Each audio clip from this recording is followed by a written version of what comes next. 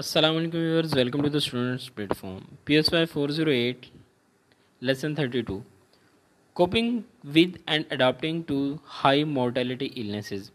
High mortality illnesses वो बीमारियां जो ज़्यादा ख़तरनाक तस्वुर की जाती हैं, मसलन कह रहा है कि जिनके अंदर जो है ना मोर्टल का रेट ज़्यादा होता है आमतौर पर। स्ट्रोक हो गई, जिस तरह हार्ट डिजीज़ हो गई, कैंसर हो गया, एड्स हो गया। Heart disease is one killer, number 1 killer heart disease है। नंबर 2 पे आती है कैंसर और नंबर 3 पे है स्ट्रोक। जब बंदे को कह रहा है कि या उसकी फैमिली को ये पता चलता है कि इनका लव वन जो है, इनमें से जो कोई भी उनका फैमिली का कोई मेंबर होता है, उनको पता चलता है किसी बीमारी में, जो अभी मैंने डिस्कस की, इनमें से किसी बीमारी में मुब्तला है, तो ये इनके लिए बहुत शॉकिंग होता है। ये इनके लिए ट्रॉमा की कंडीशन पैदा करता है। और कह रहा है कि कुछ बहुत वो सब कह उनके लिए ये चीज़ होती है कि कुछ बहुत बुरा होने वाला है। 1980 में एड्स भी सामने आया, जो कि एक स्वेयर बीमारी की कंडीशन में आया, जो कि डेथ कॉज करता है। हम इन सब कंडीशंस को वन बाय वन डिटेल से डिस्कस करेंगे।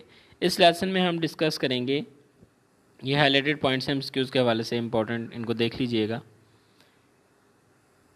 यहाँ से हम देखेंगे ये सारा इसी चीज़ को इन्होंने बयान किया गया है, हाई मोर्टेलिटी डिजीज़ को इन्होंने बयान किया है। यहाँ पे हम देखेंगे स्ट्रोक से, ये थर्ड किलर है। तीसरे नंबर पे जो डिजीज़ है जो कि अमवात का सबब बनती है, वो है स्ट्रोक। जब ब्रेन के किसी एरिया को ब्लड की सप्लाई ना हो तो वो एरिया डैमेज हो जाता है, इसे स्ट्रोक कहते हैं। जब ब्रेन के किसी एरिया को ब्लड नहीं मिलता तो वहाँ पर ऑक्सीजन भी नहीं मिलती, तो ऑक्सीजन की कमी की वजह से वो एरिया डैमेज हो जाता है और इसको हम स्ट्रोक कहते हैं। स्ट्रोक के सिम्टम्स क्या क्या हैं?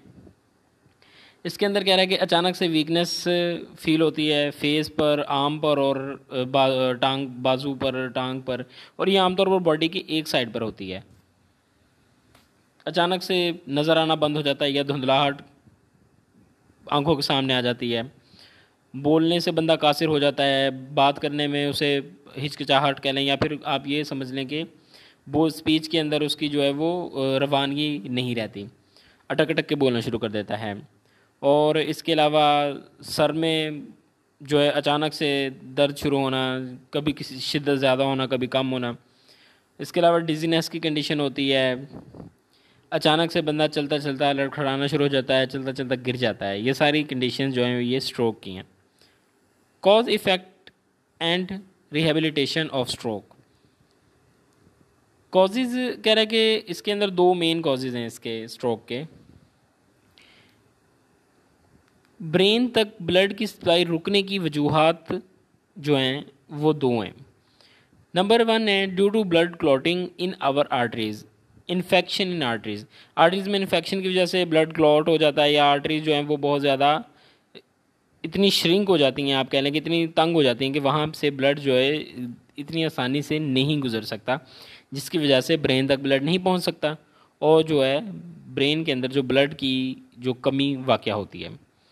दूसरी जो कंडीशन है उसको आम तौर पर हम हेमरेज कहते हैं। जिससे आपने अक्सर सुना होगा ब्रेन हेमरेज हो गया फलां बंदे को, यानी कि ब्लड वेसल्स का अचानक से फट जाना।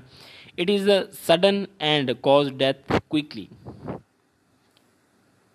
इसके अंदर रिकवरी का या किसी भी किस्म के इलाज का बंदे को टाइम नहीं मिलता। एज, जेंडर और social culture risk factors for stroke. इसमें हम देखेंगे कि स्ट्रोक का जेंडर से या सोशल फैक्टर्स से, माहौल से भी कोई ताल्लुक़ है या नहीं। यह आमतौर पर 55 की उम्र के बाद होती है, यानी इसका ताल्लुक़ उम्र के साथ भी है। मर्द इसकी वजह से ज़्यादा डेथ का शिकार होते हैं। मुख्तलिफ सोसाइटीज़ में भी इसका इफ़ेक्ट मुख्तलिफ है।